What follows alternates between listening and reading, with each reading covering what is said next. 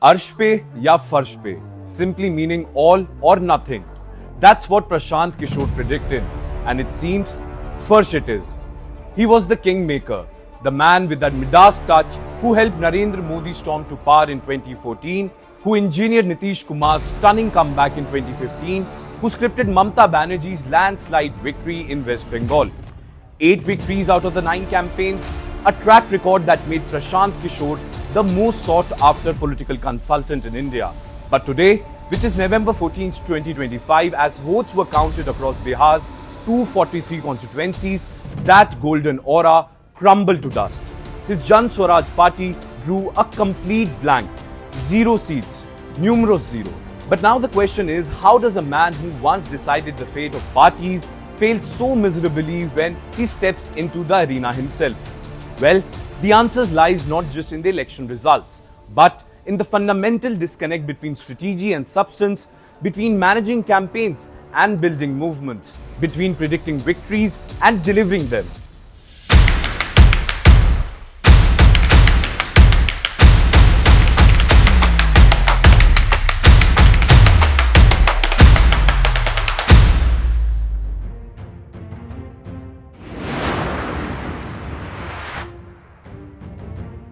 Prashant Kishor had made this election deeply personal. In interview after interview, he proclaimed with absolute clarity and certainty that Nitish Kumar's JDU would not even cross 25 seats. In fact, he declared on multiple platforms that I will quit politics if JDU gets beyond 25 seats. He even told voters that Jan Swaraj would either win more than 150 seats or fewer than 10, nothing in between. Well, the results? JDU surged over 80 seats. Nitish Kumar, whom Kishor had written off as politically finished, emerged stronger than ever. And Jan Swaraj, it remained firmly on the floor, failing to lead in even a single constituency.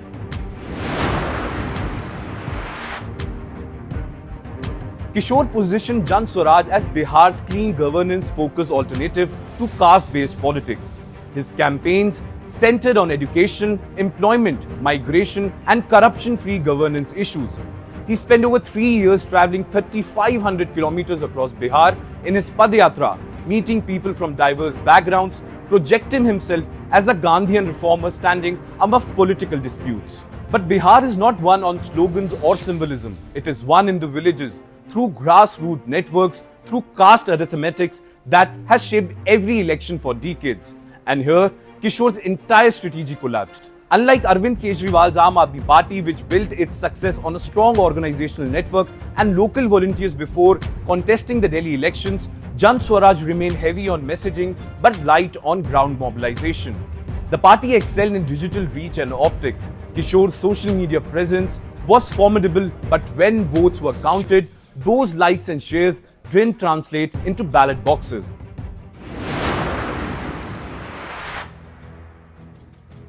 In Bihar, where extremely backward classes constitute 36% of the population and other backward classes another 27%, ignoring social identity is a political suicide. Over 90% of constituencies are shaped by caste equations and patronage networks. Prashant Kishor's governance-first approach struggled to find buyers in a state where voters align along deeply entrenched caste lines.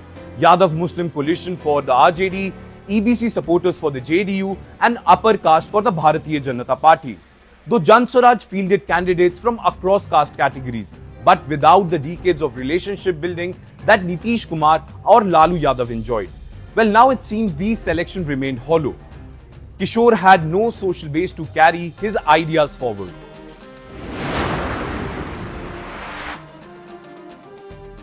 Jan Swaraj launched just over a year ago on October 2, 2024. In that compressed time frame, Kishor attempted to do what successful regional parties take decades to achieve: build a cadre, establish booth-level presence, and create a local leadership, which is perhaps the most important part. The party initially announced candidates for all 243 seats, but eventually settled for 238 after several nominees withdrew or walked out.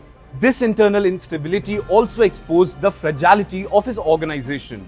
Moreover, several candidates reportedly turned away from spending heavy money on campaigns, and without financial muscle or committed workers at the grassroots level, Jan Swaraj's presence remained confined to media headlines rather than nukkads of village.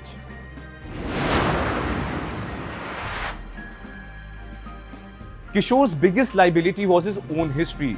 He had worked for the BJP, JDU, TMC, Congress, SP and many other parties across the political spectrum.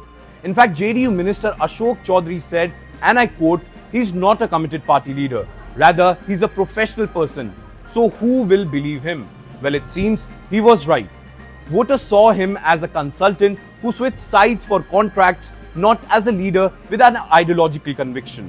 Moreover, his attacks on Tejasvi Yadav for being a ninth pass or on Nitish Kumar for being delusional and politically isolated came across as petty and unbecoming. Many voters believe that these were not the words of a statesman offering an alternative, but of a frustrated outsider struggling for relevance.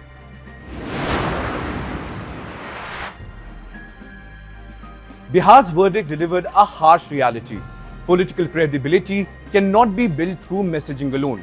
It rewards persistence, organization, and caste arithmetics as much as vision and ideas. Strategy without structure is just rhetoric. Campaigns without cadre are just theatre. And consultants, no matter how brilliant, cannot simply rebrand themselves as mass leaders overnight. Prashant Kishor may well be India's greatest political strategist, but he learned that every failed debutant eventually discovers winning elections for others is a very different skill from winning them for yourself. Well, at the end, it will be to his credit if he stays and fights on for the next battle of Bihar.